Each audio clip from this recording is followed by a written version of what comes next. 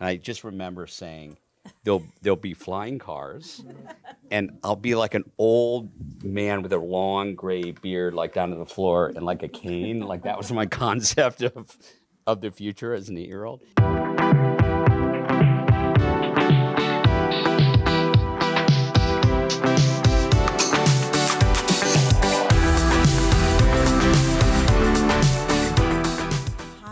And thank you so much for joining us. So for people who've been coming to the screening series, the one question I love asking is, can I get a show of hands for people who are watching this film tonight for the first time? There you go. David was curious. David wanted to know. Well, I'm also curious how many of you first-time watchers understand the ending. What about people who've seen it? Raise your hands if you understand the ending.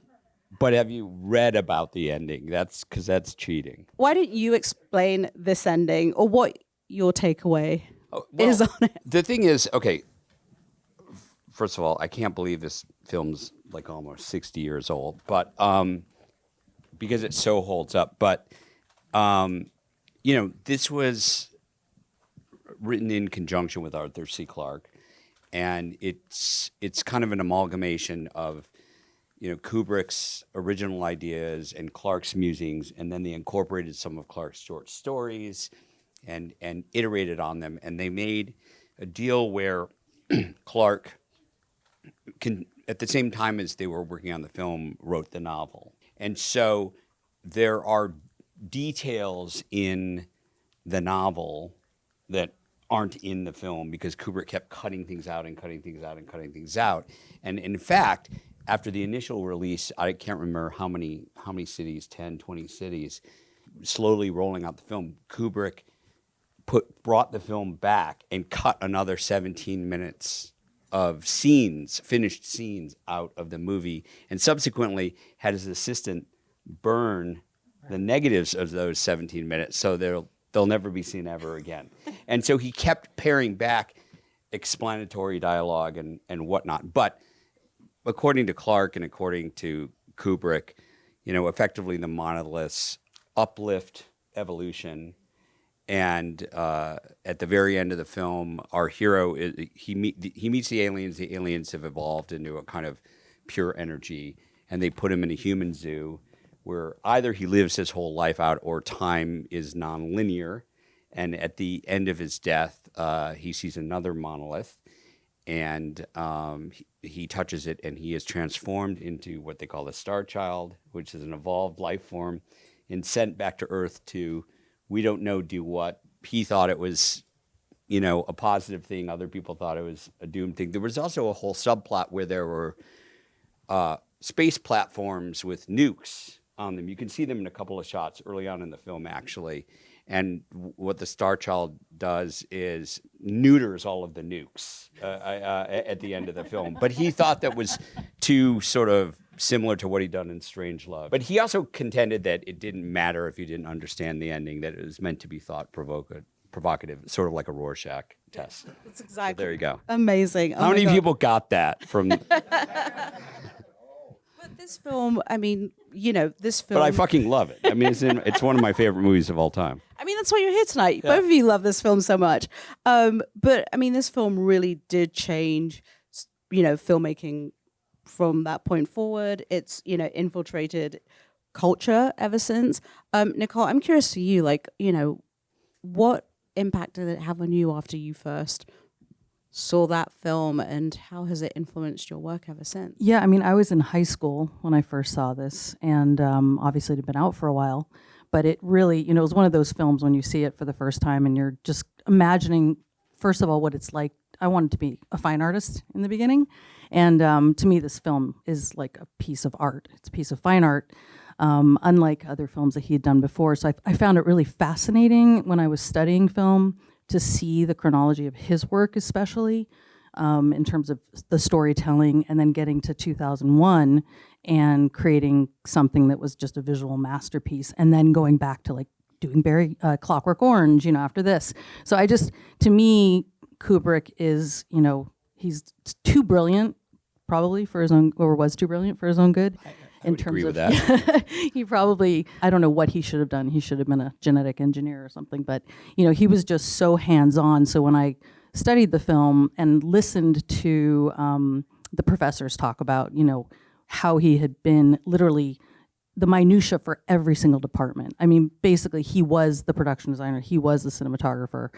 So everybody that was there with him was like in his, you know, in his world and doing work with him. And even though he was very collaborative, he also had his mark on everything to such a fine point. So that was fascinating for me going into the field. What about for you? How has this film 2001 impacted your work? I mean, I think we see elements of it definitely in Foundation. There's definitely There's a lot of right? elements in Foundation. I mean, in terms of filmic influence, Foundation 2001 has the largest influence, and I remember when I first saw it. I think it was I was like 8 or something when there was a re-release in '74, and I don't know what my parents were thinking taking me to it, but I saw it, and I remember everyone was talking about it, and I remember in class the week after they said,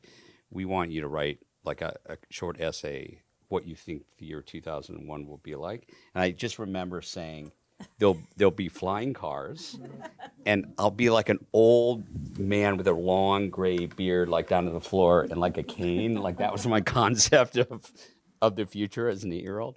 One of the things about this film is that this is a kind of film that probably only happens, I mean, they happen very rarely, and they happen kind of once in the career of an auteur. And it's a kind of film that gets made when an auteur has, you know, enough clout, whether that's through box office or through respect, that they can just push this thing, the Sisyphean thing, up the hill and get it made, and basically just say fuck you to everyone. and it's so rare when that happens, and sometimes they're spectacular and sometimes they're flops. But I think I just love when these sort of rarities, you know, come along. And a couple of things blow me away about this film. First is there's no scores. It's all, you know, existing classical music, and the score is so bold, and or the music he chose is so bold. The visual effects are insane. It holds up today because it's all well, they're not really visual effects. They're all practical.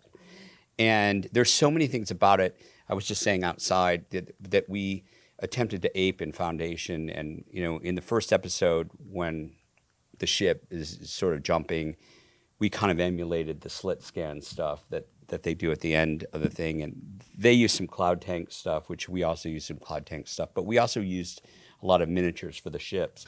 And I was just lamenting the fact that because this was shot on film, even as pristine as it looks, film grade hides imperfections. And so we shot Foundation at 4K, and we had giant miniatures. Some of our miniatures, you know, the ships were 10 feet high and things like that. And in 4K, everything looked like a miniature. It looked like a model. And so You said shitty, actually. It looked like shit. And we had to dump like $2 million worth of model stuff. There's only like 9 shots that still use the miniature because you just can't get away with that anymore. The film grain sort of hides that. But then there are other things that I was thinking about, like we have various zero gravity scenes, and nowadays it's relatively easy and procedural to do wire removal, right? That's not a big deal. But they couldn't do wire removal back then. So all those shots when he's disabling Hal, I mean, every single shot is sort of painstakingly, like the shots where he's floating, they would either, you know, put the camera upside down or flip it. And in every single one of these shots, the wires that are suspending him are just being hidden by his body. So for every single shot, they're recomposing the shots and hanging him or turning the camera on its side or turning the camera below him or above him. And the amount of time that would take. The other thing that I'm not even sure how they did, having done a lot of shooting with actors in spacesuits, is, well, first of all, the actors get really hot and sometimes pass out, and they did in this film too, but they fog up the helmets, and so our spacesuits had like little air conditioners and fans in them, but they still fogged up. And we got to the point where, we could shoot, like 10 minutes and then they would all fog up. And so our visual effects supervisor just said, fuck it, take all the helmets out and we'll put the glass in visual effects. And I don't know how they did that. Or maybe they just shot 10 minutes at a time. I actually have no idea how they did it because don't forget that you could only shoot for like 10 minutes. Well, maybe. So that's why now we can shoot. That was but film, just, so you had to reload. There are things they did that I'm just like, how the fuck? I'm just saying it must have taken so fucking long to do each of those shots. It's amazing. Do you know how many days? I can't remember. Does anybody know how many days they shot for? It was like 250 or something. Well, there you go. Right. So, I mean, in that respect, okay, then we too. could have done that too. If we right. I mean, in television, we get, maybe we're lucky if we get 25 to 35 days for a pilot. So, yes. It's not easy to compare it. Yeah. So, anyway, give yourself a break. I'm curious, Nicole, is there a scene for you? I mean, that opening sequence alone is just mind-blowing, but is there a sequence that stands out for you? I mean, I think just because I see all the influences from, that other filmmakers have gotten, like Spielberg and Denis Villeneuve, and, just the lighting that they were able to do. And I know how hard that is to do for film, and that they built it into the sets. And, I saw pictures of some of the sets when I was studying it. And I mean, it's just mind-boggling how huge they were and how intricate they were. I think... I don't know. It's funny because it's very flat, but I love the way that the ship feels. The Jupiter ship, just in terms of like how they were able to just shoot the entire ship and still create shape in the light. And it had a lot to do with the production design, obviously, and then all of the colors that they were playing with. And that's really, really hard to do in film. I mean, we're kind of spoiled now because we watch digital all the time and we can play with colors and add colors and desaturate and saturate, pinpoint things. But when you shoot in film and you're, shooting with yellows and greens and reds and blues, it's so hard to get all of that and to have that projected and look beautiful. So I think that really across the board in the film kind of blew me away, but I do also love just the really simple white scenes as well. So it's just, I mean, there's too much. There's nothing that I don't like, so that's a really hard question. I can't imagine what it was like shooting back then, but like how easy is it to shoot on white because that's so much texture and layer to it. Like, talk a little bit about that. Well, there's also footprints that constantly have to be. I mean, but they were wearing booties most of the time, so yeah. Yeah, but it's luckily, still a pain. Yeah, I mean, I think shooting. I mean, it's my biggest nightmare when I walk into a set or I go on a location scout and it's a white room. It's just like terrifying. So to be able to shoot something like this and like I was saying, to give it shape is pretty incredible. And I think definitely there's something to be said about shooting 65 millimeter and all of the texture that you get. I think if this had been shot digitally, I don't think it would be the same film. Definitely not. I can't even imagine in 1968 seeing something shot on 65 millimeter and projected in 70 millimeter. People's minds must have just been, they just probably didn't even know how to watch it because it was probably so different to have that. I wish I could have been an adult Yeah. in a theater watching it then, and I just think I would have left my body. Yeah, it's like the first time you see an IMAX, it's just like, whoa. But the other thing that's, interesting to me is like, so much of the film is practical, right? Which is astounding. But my favorite sequence probably still is the Dawn of Man stuff, just because it's just this tone poem where you understand it's so bold, but that wasn't really practical, which is also mind-blowing because that was all front projection. First of all, I don't know if everybody understands that. Explain front projection. I can't really tell everybody what it is, but anyway. It's now we're used to rear projection, so it's like basically they're just on a stage. They're on all the ape stuff was on a stage. Yeah. They were in their costumes. They were all mimes, and they filmed these plates in Africa. It's being projected from the front, but it's into a mirror. So it's like, I guess it's sort of like it's angular projection.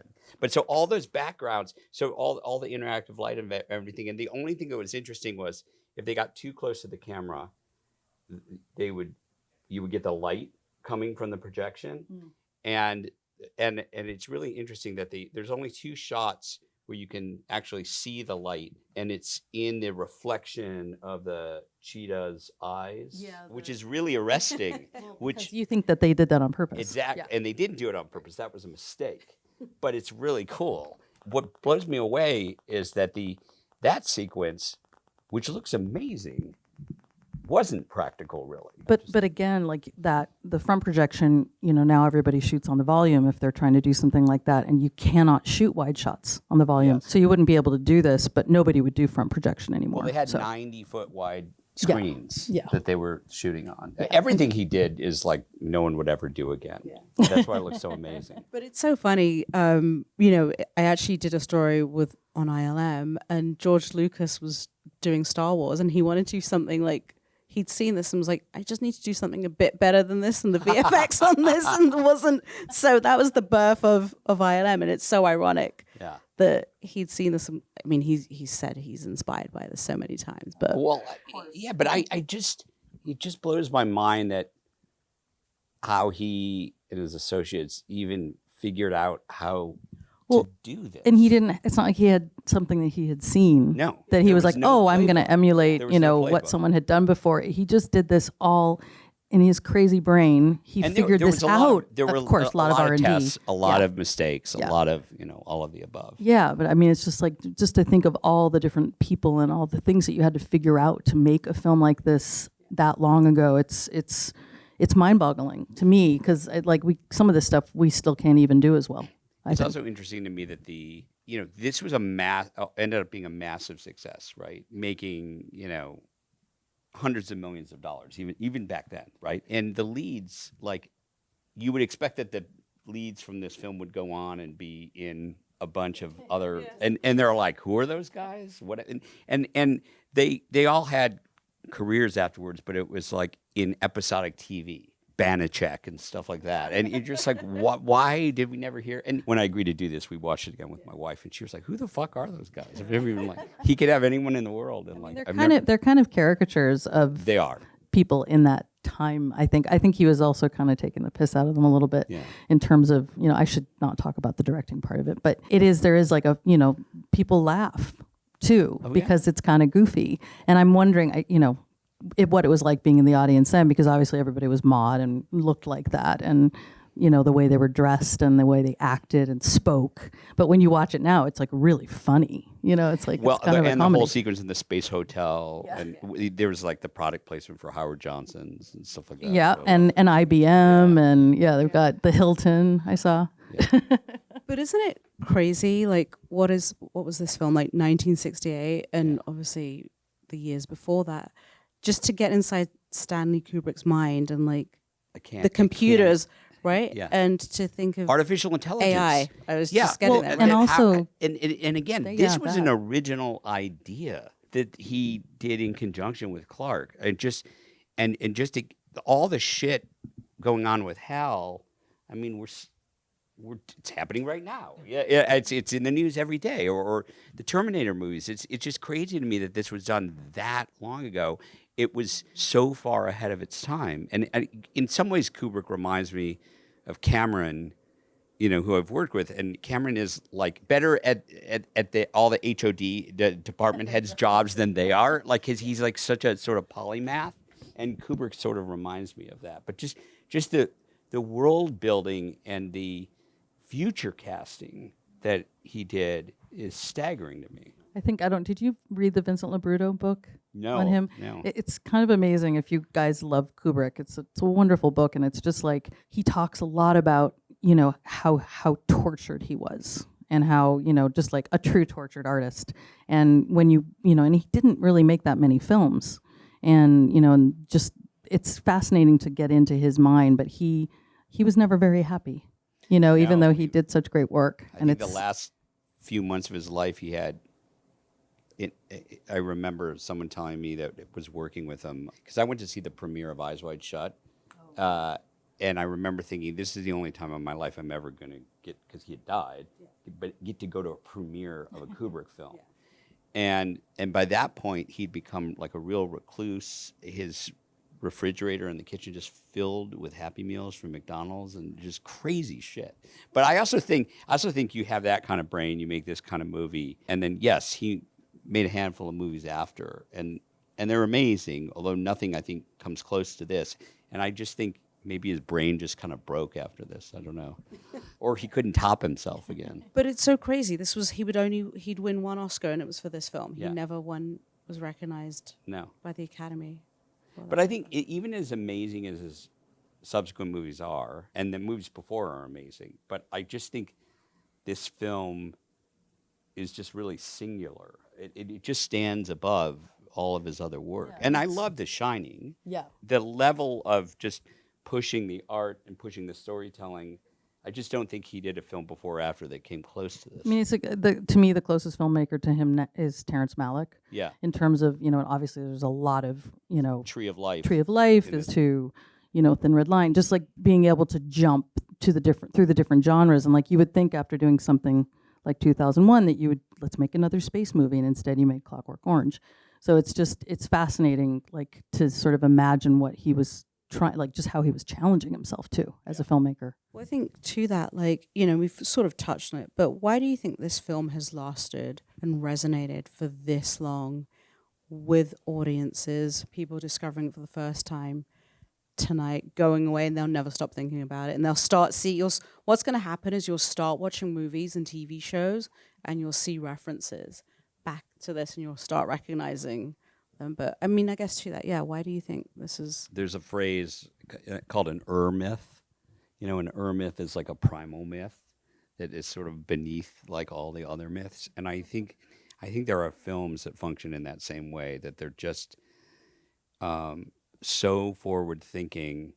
In its own way, it's not quite the technical achievement of this, but Blade Runner would be another example of, I think, also a science fiction film that didn't do initially well, but also has just become so influential. And I think if you look at certainly science fiction writ large, it's almost impossible to get away from 2001 and Star Wars and Blade Runner, but you don't get Blade Runner and Star Wars without 2001. Right. Like they all go back to 2001, and there's no antecedent for 2001. So part of it's that, part of it's just mind-blowing and beautiful. And at the time it came out, people were obviously doing a ton of drugs.